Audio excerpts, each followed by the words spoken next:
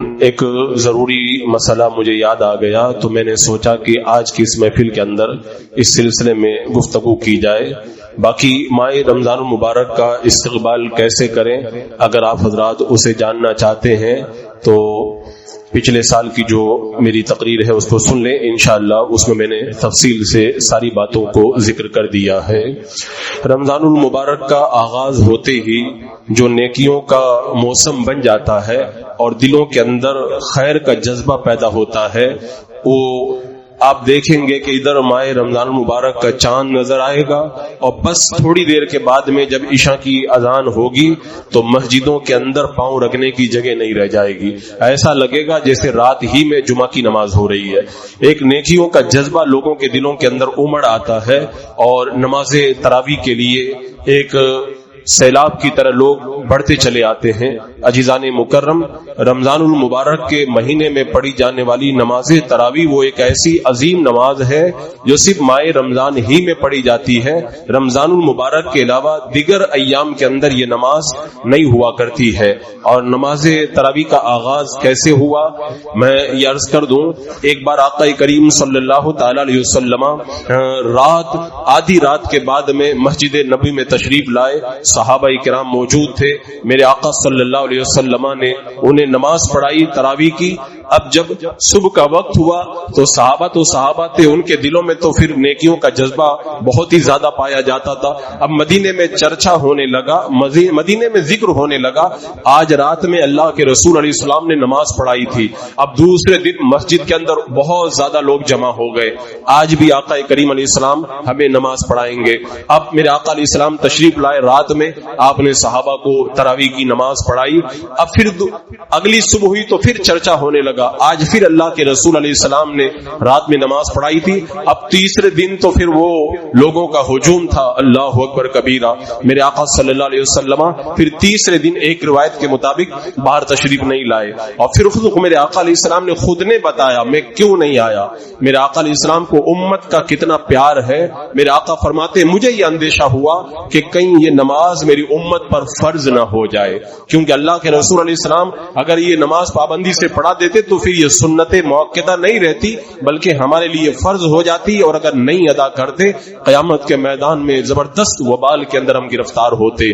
پھر جب حضرت عمر فاروق رضی اللہ تعالیٰ عنہ کا دور آیا، میرے آقا علیہ السلام نے اس کی فضیلت کو بیان کر دی کہ ماہ رمضان المبارک میں جو ایمان اور ثواب کی نیت سے قیام کرتا ہے یعنی نماز پڑھتا ہے، اللہ تبارک و تعالیٰ اس کے پچھلے سارے گناہ معاف فرما دیتا ہے. یعنی جو صغیرہ گناہ ہوئے اللہ تعالیٰ ان کو معاف فرما دیتا ہے. جب حضرت عمر رضی اللہ تعالیٰ عنہ کا دور آیا، آپ نے ماہ رمضان المبارک میں لوگوں کو دیکھا کہ کوئی اکیلا نماز پڑھ رہا ہے، کچھ لوگ چند لوگ مل کر کے ایک امام کی اقتدا میں نماز پڑھ رہے.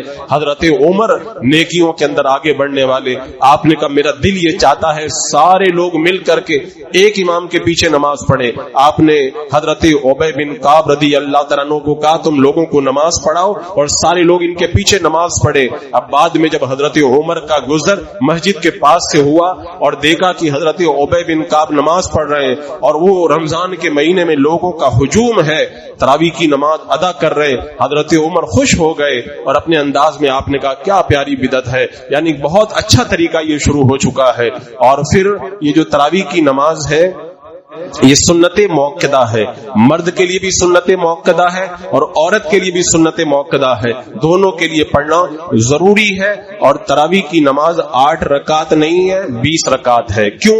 میرے آقا صلی اللہ تعالی علیہ وسلم نے ارشاد فرمایا میری سنت اور میرے خلفائے راشدین کی سنت کو لازم کر لو. تو خلفائے راشدین میں حضرت عمر کے دور میں 20 رکعت ہوتی تھی، حضرت عثمان رضی اللہ تعالیٰ عنہ کے دور میں 20 رکعت ہوتی تھی، حضرت مولا علی رضی اللہ تعالیٰ عنہ کے دور میں 20 رکعت ہوتی تھی، صحابہ کے دور میں 20 رکعت، تابعین کے دور میں 20 رکعت، ائمہ مجتہدین کے دور میں 20 رکعت. تو پہلی بات تو یہ ہے کہ تراویح کی نماز جو سنت موقدہ ہے وہ 8 رکعت نہیں ہے بلکہ 20 رکعت ہے.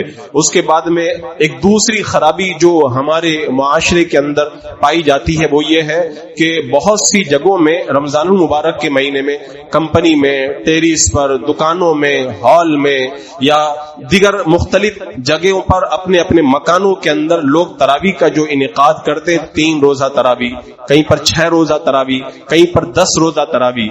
3 روزہ، 6 روزہ یا 10 روزہ تراویح ناجائز نہیں ہے، جائز ہے، لیکن اس کا جو نقصان ہے وہ میں آپ کے سامنے رکھتا ہوں. رمضان المبارک میں جو لوگ 3 روزہ یا 6 روزہ یا 10 روزہ تراویح پڑھتے ہیں، وہ کہتے ہیں ہم نے پورا قرآن سن لیا، اب اس کے بعد میں پورے رمضان میں ہم کو تراویح پڑھنے کی ضرورت نہیں ہے. تو سنو مسئلہ کیا ہے. مسئلہ یہ کہ رمضان المبارک میں پورا قرآن مقدس ایک مرتبہ تراویح کے اندر شرکت کرنا یہ بھی سنت موقدہ ہے، اور اسی طرح پورا مہینہ روزانہ 20 رکعت تراویح پڑھنا یہ بھی سنت موقدہ ہے. جو لوگ 3 روزہ، 6 روزہ اور 10 روزہ پڑھ لیتے ہیں، ان کی قرآن مقدس پورا ختم سننے والی سنت تو ادا ہو گئی، لیکن پورا رمضان جو تراویح پڑھنے والی سنت موقدہ ہے وہ چھوٹ جاتی ہے. اور روزانہ سنت موقدہ چھوڑنا کتنا بڑا گناہ ہے. ایک خرابی یہ ہے، اور دوسری خرابی یہ ہے کہ 3 روزہ 6 روزہ تراویح میں حافظ قرآن بہت سی جگہوں میں اتنا تیز قرآن پڑھتے ہیں کہ الامان والحفیظ، اس کے بارے میں ابھی میں انشاءاللہ ذکر کروں گا. تو 3 روزہ 6 روزہ تراویح اگر کوئی قائم کرے، صحیح حافظ صحیح طور پر پڑھائے، اور پھر 3 روزہ 6 روزہ ختم ہونے کے بعد میں پھر باقی دن بھی روزانہ تراویح کی آپ نماز پڑھتے ہیں، تب تو یہ جماعت جائز ہے، ورنہ پھر آپ ایک سنت کو ترک کرنے کے گنہگار ہوں گے. اس کے بعد میں ایک تیسری خرابی جو تراویح کے معاملے کے اندر ہم دیکھتے ہیں کہ جیسے ہی رمضان المبارک کا چاند نظر آئے گا 2 3 4 5 دن مسجد بھر جائے گی، اس کے بعد خالی. اس کے بعد میں 26واں روزہ 27واں روزہ، وہ 27ویں کے آس پاس پہ پھر مسجد بھرنے لگتی ہے. مجھے اس کا ریزن نہیں پتا چلا. میں نے سوچا تھا تقریر سے پہلے کچھ لوگوں سے پوچھوں گا اس کی وجہ آپ بتائیں، لیکن کون کہے گا کہ میں شروع میں آتا ہوں، اخیر میں آتا ہوں، بیچ میں نہیں آتا، کوئی بتائے گا نہیں. تو اب اس کا ریزن تو مجھے معلوم نہیں، البتہ شروع کے اندر آنا اور اخیر کے اندر آنا، بیچ میں غائب ہو جانا، یہ بیچ میں جو نمازیں آپ کی چھوڑتی ہیں تراویح کی، یہ سنت موقدہ کا ترک ہے، اور سنت موقدہ کا ترک کرنا یہ بھی ایک گناہ ہے. لہذا آپ حضرات کو اس بات کی طرف توجہ دینا چاہیے، جیسے چاند رات کو تراویح پڑھنا ہے، 27ویں رات کو پڑھنا ہے، ایسے درمیان میں بھی تراویح مکمل پڑھنا ہے. اور پھر اس کے بعد میں تیسری خرابی لوگوں میں جو تراویح کے معاملے میں نے دیکھی ہے وہ یہ ہے کہ جو لوگ تراویح پڑھنے کے لیے آتے ہیں وہ پیچھے بیٹھ جاتے ہیں، کیونکہ پتا ہے کہ امام صاحب پہلی رکعت میں بڑا لمبا پارا پڑھیں گے، تو جب جیسی رکوع میں امام صاحب جانے لگتے ہیں اللہ اکبر کہہ کر کے نماز کے اندر شامل ہو جاتے ہیں. آپ کو معلوم ہے یہ طریقہ کس کا ہے؟ اللہ تبارک و تعالیٰ قرآن پاک میں فرماتا ہے کہ اذا قاموا الی الصلاۃ قاموا قصالا. یہ منافقوں کا طریقہ ہے کہ جب نماز کے لیے کھڑے ہوتے ہیں تو مرے جی سے کھڑے ہوتے ہیں. تو یہ مرا جی تو ہے کہ اللہ کا کلام پڑھا جا رہا ہے، نماز پڑھنے کا جو ثواب ہے اس کو چھوڑ کر کے بندہ پیچھے گپے مار رہا ہے، اور جیسے رکوع میں جانے لگا ویسے ہی شامل ہو گیا. یہ مسلمانوں کا طریقہ نہیں ہے، یہ منافقوں کا طریقہ ہے. اس طریقے سے بھی اجتناب ہونا چاہیے. پھر تراویح کے معاملے میں ایک خرابی یہ بھی دیکھنے میں ملی، بہت سارے لوگ دوسری نمازیں کھڑے ہو کے پڑھتے ہیں لیکن تراویح میں بیٹھ جاتے ہیں. تراویح میں اگر کوئی عذر نہیں ہے، کوئی بیٹھ کر کے تراویح کی نماز پڑھتا ہے تو ایک روایت کے مطابق یہ مکروہ ہے، اور بہت سارے علماء نے فرمایا کہ نماز ہوتی ہی نہیں ہے. اگر کوئی عذر نہیں ہے بیٹھ کر کے تراویح پڑھے تو وہ نماز ہوتی نہیں ہے. اور پھر ایک 5ویں خرابی تراویح کے حوالے سے یہ بھی دیکھنے میں آئی کہ چونکہ 20 رکعتیں ہیں تو لوگ جلدی کے چکر میں ارکان بڑی جلدی ادا کرتے ہیں، یعنی رکوع میں گئے اور پورا کھڑا نہیں ہوئے، سجدے میں چلے گئے، سجدے میں گئے اور اٹھے پورا بیٹھے نہیں اور دوسرا سجدہ کر لیا. یہ مسئلہ یاد رکھیں، رکوع کرنے کے بعد میں سیدھا کھڑا ہونا، ایک بار سبحان اللہ کہنے کے مقدار کھڑا رہنا یہ واجب ہے. ایسے ہی ایک سجدہ کرنے کے بعد جب بیٹھتے ہیں تو ایک بار سبحان اللہ کہنے کی مقدار بیٹھنا یہ واجب ہے. اگر کوئی اس واجب کو ترک کرے گا، یعنی سیدھا کھڑا نہ ہو، سیدھا بیٹھے نہیں اور رکوع اور سجدے میں چلا جائے، اگر بھول کر کے کیا تو اخیر میں سجدہ سے وہ کرنا پڑے گا، اور جان بوجھ کر ایسا کر رہا ہے تب نماز اس کو لوٹانا واجب ہے، وہ نماز واجب الادا ہو جاتی ہے. یہ کتنا بڑا وبال ہے. آقا کریم صلی اللہ تعالی علیہ وسلم مسجد نبوی میں تشریف لائے، ایک صحابی آئے، وضو بنایا، میرے آقا علیہ السلام کی بارگاہ میں سلام کے لیے حاضر ہوئے. میرے آقا علیہ السلام نے ان کے سلام کا جواب دیا، فرمایا جاؤ نماز پڑھو، تم نے نماز نہیں پڑھی ہے. وہ گئے, پھر نماز پڑھ کے آئے, سلام کیا. میرے آقا علیہ السلام نے فرمایا جاؤ نماز پڑھو, تم نے نماز نہیں پڑھی ہے. وہ نماز پڑھ کے پھر آئے, پھر سلام کیا. میرے آقا نے فرمایا جاؤ نماز پڑھو, تم نے نماز نہیں پڑھی ہے. 3 بار ایسا ہو گیا. انہوں نے کہا یا رسول اللہ, اس ذات کی قسم جس نے آپ کو حق کے ساتھ مبعوث کیا ہے, یا رسول اللہ میں اس سے اچھی پڑھنا نہیں جانتا ہوں, آپ مجھے سکھا دیجئے. یہ صحابہ کا طریقہ تھا. آج تو اگر امام صاحب کسی مقتدی کی غلطی بتا دینا تو مقتدی کہتا مجھے بھی بہت مسئلہ معلوم ہے, لیکن صحابہ کا طریقہ دیکھیں, انہوں نے کتنے ادب کے ساتھ میں کہا یا رسول اللہ آپ مجھے سکھا دیجئے. اب میرے آقا علیہ السلام نے فرمایا جب نماز پڑھو نا, قیام کرو تو تلاوت کرو. حدیث پاک کا مفہوم ہے کہ پھر جب رکوع کرو تو سیدھے کھڑے ہو جاؤ, اور پھر جب سجدے میں جاؤ اطمینان کے ساتھ سجدہ کرو, اور سیدھے اطمینان کے ساتھ بیٹھ جاؤ. ایسے پوری نماز ادا کرو. یعنی اگر رکوع کے بعد اور سجدے کے بعد بندہ صحیح کھڑا نہ ہو اور سیدھا نہ بیٹھے تو اس کی نماز واجب الاعادہ ہوتی ہے, اس نماز کو پھر سے پڑھنا پڑتا ہے. رمضان کے مہینے میں تراویح کے اندر بہت سی جگہوں میں یہ خرابی پائی جاتی ہے, اور بہت سی جگہ تو خدا نہ کرے ایسے امام بھی ہوتے ہیں جو یہ سوچتے ہیں کہ سپر فاسٹ کی طرح تراویح پڑھا دوں اور جلدی جلدی میں پڑھاؤں. اس چکر کے اندر وہ رکوع اور سجدہ کے بعد میں قوما اور جلسہ نہیں کرتے, اس سے نماز واجب الاعادہ ہوتی ہے. پھر ایک چھٹی خرابی رمضان کے مہینے میں تراویح میں جو دیکھنے میں آتی ہے وہ یہ ہے کہ لوگ جب تراویح کے لیے آتے ہیں تو امام صاحب پڑھاتے ہیں تو اس کا جو ہے وہ پھر تراویح سے فارغ ہو کے باہر نکلیں گے تو باتیں کریں گے.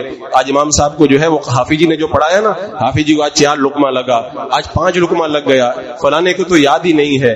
آپ کو معلوم ہے مصلی پہ کھڑا ہونا کتنی بڑی ذمہ داری ہے. ہاں واقعی اگر کسی کو یاد نہیں ہے اس کو تو مصلی پہ نہیں آنا چاہیے, لیکن 1 2 3 لقمہ اگر لگ جائے, ارے قل واللہ شریف میں بندہ بھول جاتا ہے مصلی پہ کھڑے ہونے کے بعد میں. مصلی کا دباؤ اور پھر دن بھر تیاری اور کس رکعت میں کتنا پڑھنا ہے اس کو ڈیوائڈ کرنا, اور پھر یاد رکھنا کہ میں نے کہاں سے چھوڑا تھا, کھڑے ہونے کے بعد میں کہاں سے پڑھنا ہے, پھر افطاری کے وقت میں دھیان رکھنا میری آواز نہ خراب ہو جائے, یہ نہیں کھاؤں وہ نہ کھاؤں, اور پھر کھانے کے اندر احتیاط کرنا کہ مجھے تراویح میں دقت نہ ہو. حافظ پورا مہینہ جھوجتا رہتا ہے اور لوگ بڑے مزے سے افطاری کر کے آتے ہیں, اور پھر 2-4 لقمہ لگ جائے تو مزے لے کر چٹکارے لے کر کے باتیں کرتے ہیں. آج کو فلانے کو اتنا لقمہ لگا, گننا بہت آسان ہے, کبھی مصلی پہ کھڑے ہو کے سورہ فاتحہ سنائیں تو پتہ چل جائے گا کہ یہ کتنا مشکل مرحلہ ہے.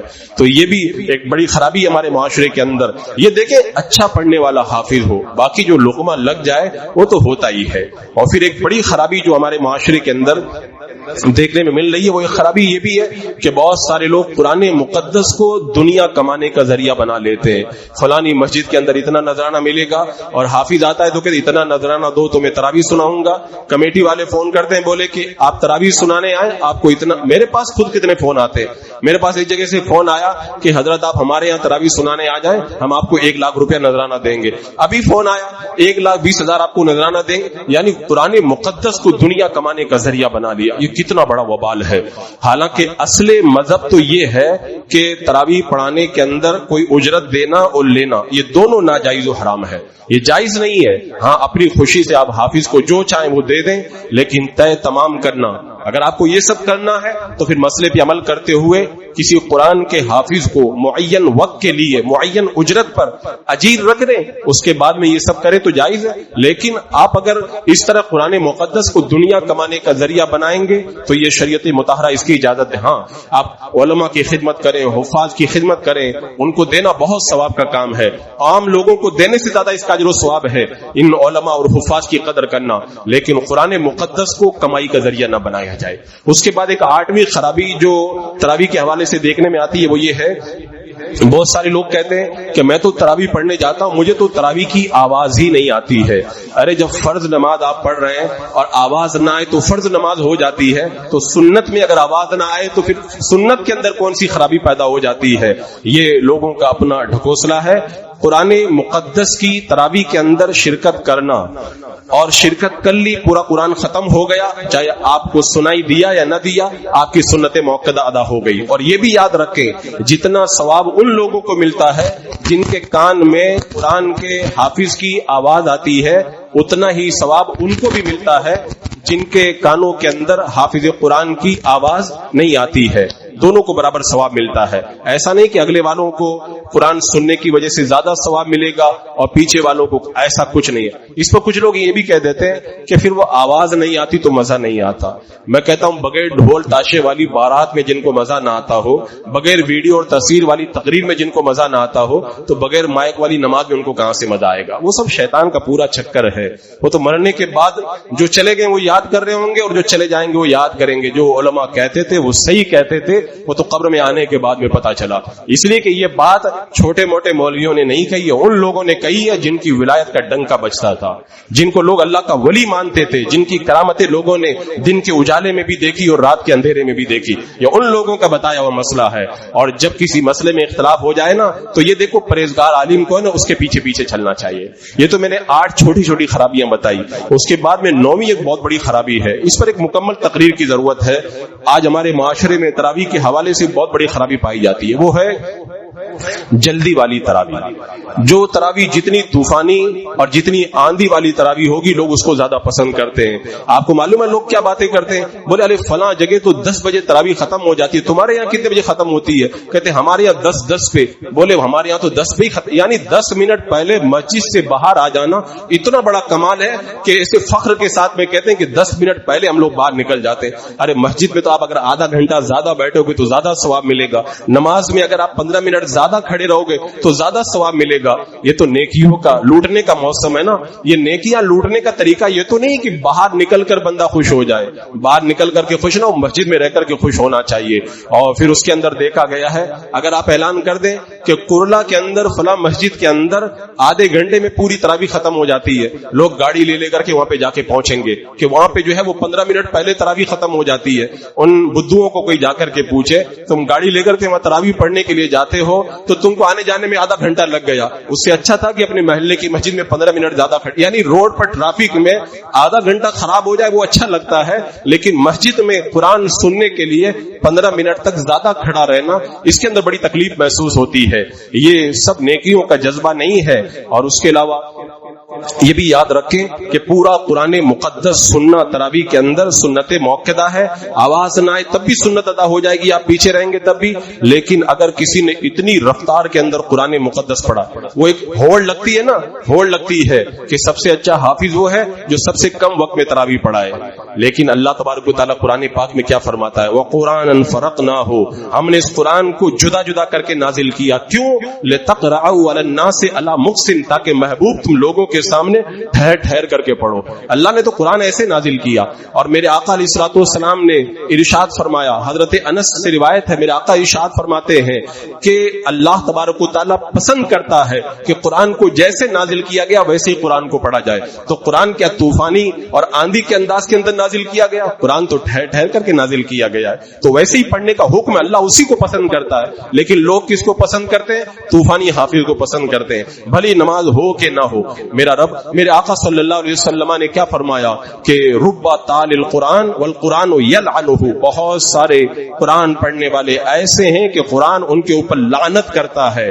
آپ کو لرز جانا چاہیے کہ قرآن پڑھنے والے پہ قرآن لعنت کرتا ہے. مطلب کیا ہوا؟ جو قرآن غلط پڑھتا ہے قرآن اس کے اوپر لعنت کرتا ہے. اب آپ جا رہے ہیں کہ وہاں پہ آدھے گھنٹے میں تراویح ختم ہو رہی ہے, آپ وہاں پر پہنچے. اب جو آدھے گھنٹے میں 1.5 پارہ پڑھائے گا, میں کہتا ہوں قرآن صحیح پڑھ ہی نہیں سکتا ہے. کوئی سوال ہی نہیں پیدا ہوتا. 20 رکعت پڑھ لینا اور 1.5 پارہ پڑھ لینا, آدھے پونے گھنٹے میں ختم کر دینا, یہ بہت مشکل مسئلہ ہے.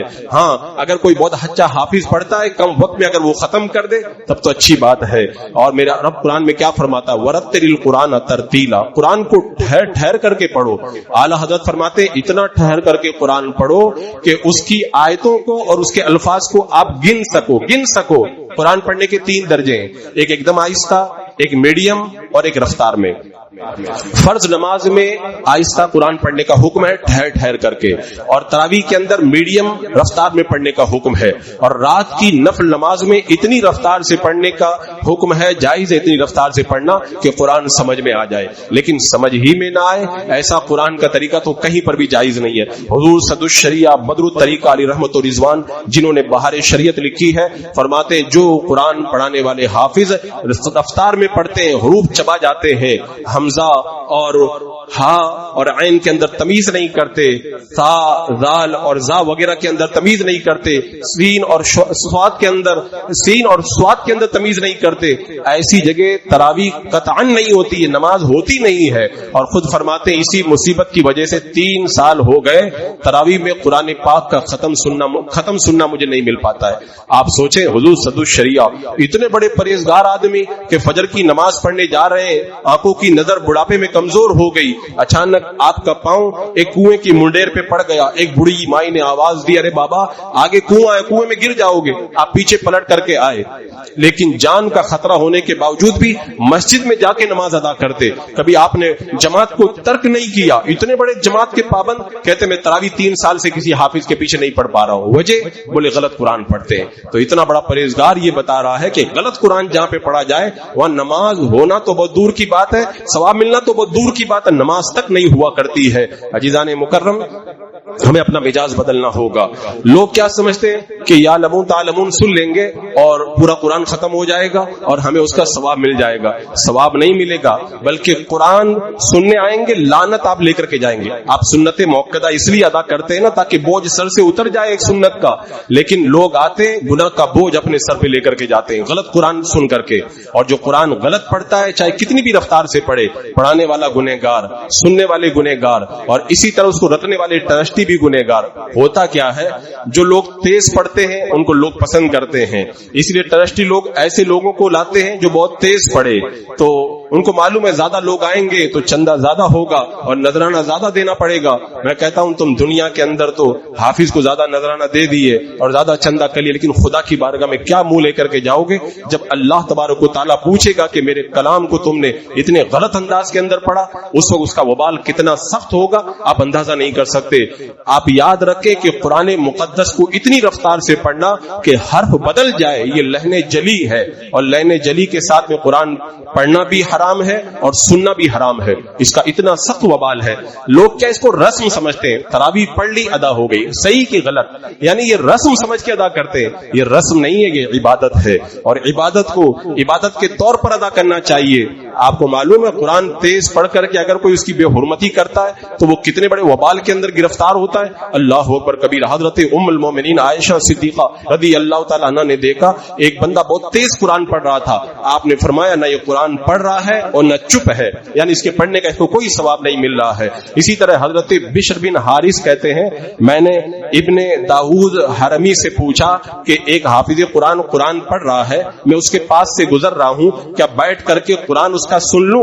فرمایا وہ لہن تو نہیں کرتا ہے؟ بولے لہن کرتا ہے۔ کہا اس کے پاس میں مت بیٹھنا، وہ گمراہ ہے، وہ بدعتی ہے، یعنی جو قرآن میں لہن کرے۔ اور جب قرآن تراویح میں رفتار سے پڑھا جاتا ہے تو کتنی جگہ لہن ہوتا ہے، ایسے قرآن کو سننے کو آپ نے گمراہیت قرار دیا ہے۔ اور آپ دیکھیں جب بندہ تراویح پڑھتا ہے تو کیا کرتا ہے، رب کا کلام پڑھتا ہے۔ حضرت مولا علی رضی اللہ تعالیٰ عنہ کیا فرماتے ہیں؟ حضرت مولا علی فرماتے ہیں جب میں رب سے باتیں کرنا چاہتا ہوں تو نماز پڑھتا ہوں، اور جب میں یہ چاہتا ہوں اللہ مجھ سے باتیں کرے تو میں قرآن پڑھنے لگ جاتا ہوں۔ آپ نماز پڑھ رہے ہیں، خدا سے کلام کر رہے ہیں، تو کیا لوگوں سے آپ ایسی باتیں کر کے پھڑ پھڑ پھڑ کر کے نکل جاتے ہیں؟ ایسی باتیں کرتے ہیں؟